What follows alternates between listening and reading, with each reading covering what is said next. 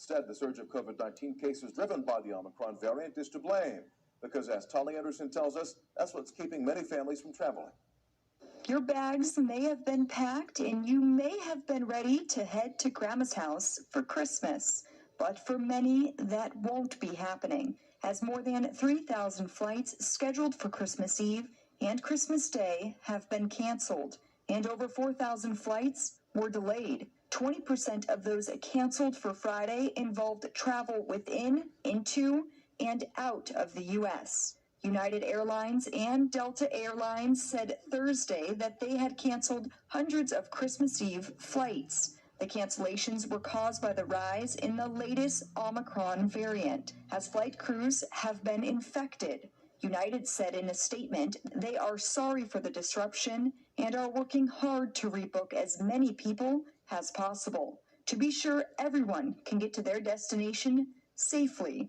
Delta Airlines said Thursday it exhausted all options and resources, including rerouting flights and substitutions of aircraft and flight crews, before making the decision to cancel around 90 flights. JetBlue has also canceled more than 50 flights. Alaska Airlines canceled 17 flights Thursday because of the spread of the virus, too, with likely more cancellations to come. White House medical advisor Dr. Anthony Fauci told Americans earlier this week to avoid large holiday gatherings, vaccinated or not, because the Omicron... Read between the lines. To go home for the holidays.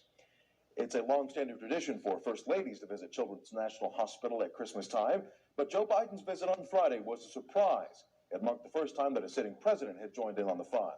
At the hospital, the Biden spoke with a group of children making lanterns as part of a winter craft project, asking each one what they drew on their lanterns. Some drew families, snowmen, or other holiday-themed art. They both spoke to a child who said the hospital helped him when he was down. I lost the urge to eat. I lost the urge to sleep. I lost the urge. What? You know, the urge. That's gone too.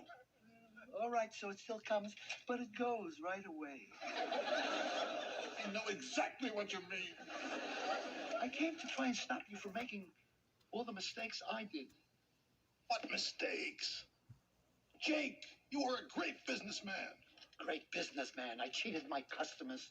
I scrimped on food. I underpaid my waitresses. That's what made you great. Oh, look at me now. I'm wandering the earth, hauling around a full set of stainless. Doesn't that say anything to you? You can't take it with you. Amanda Hunt says that hurt has turned to happiness after someone broke into the empty stocking fund warehouse early Wednesday morning and stole gifts for needy children. Businessman Robert Dinker says he couldn't believe his eyes when he watched the story on Good Day Atlanta. Just couldn't help but shake my head in disbelief to hear the news that someone would stoop so low to steal from people on Christmas, let alone steal, but let alone from a charity that's here to help people in Atlanta. Rob picked up the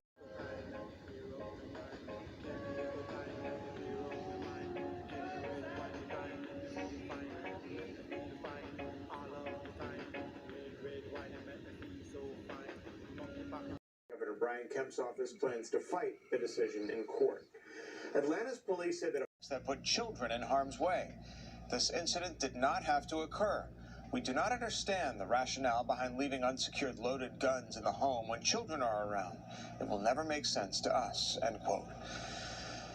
The U.S. to respond next month to its request for security guarantees precluding NATO's expansion to Ukraine.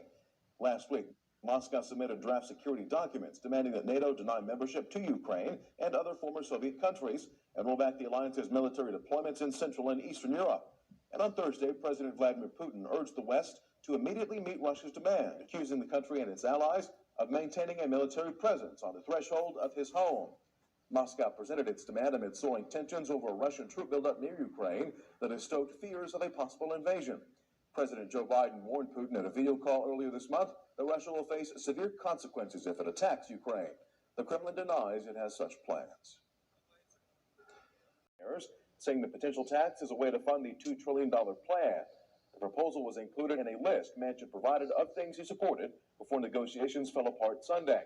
The Post did not indicate whether there was a cost estimate included in the plan, which is actually an about-face for Manchin, who originally disapproved of such a tax.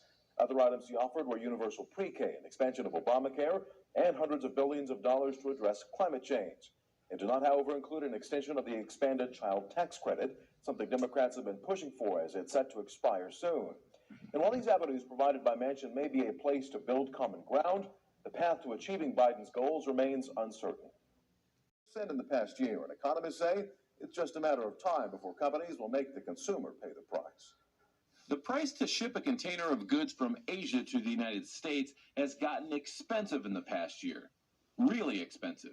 The price has jumped more than 500%. It's all part of the disruption to the supply chain as manufacturing is ramping up following the COVID pandemic lull. Americans also have more disposable income to spend, but few products to spend them on. And the workers who unloaded the ships and drive the containers out of the ports have not returned to work following the COVID pandemic work stoppage. Some fear catching COVID, while others have found more lucrative work elsewhere.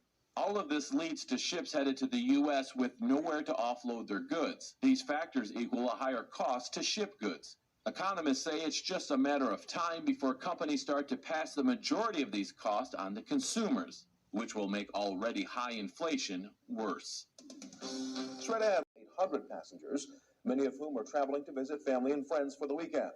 Numerous passengers leapt from the vessel into cold waters to escape the blaze.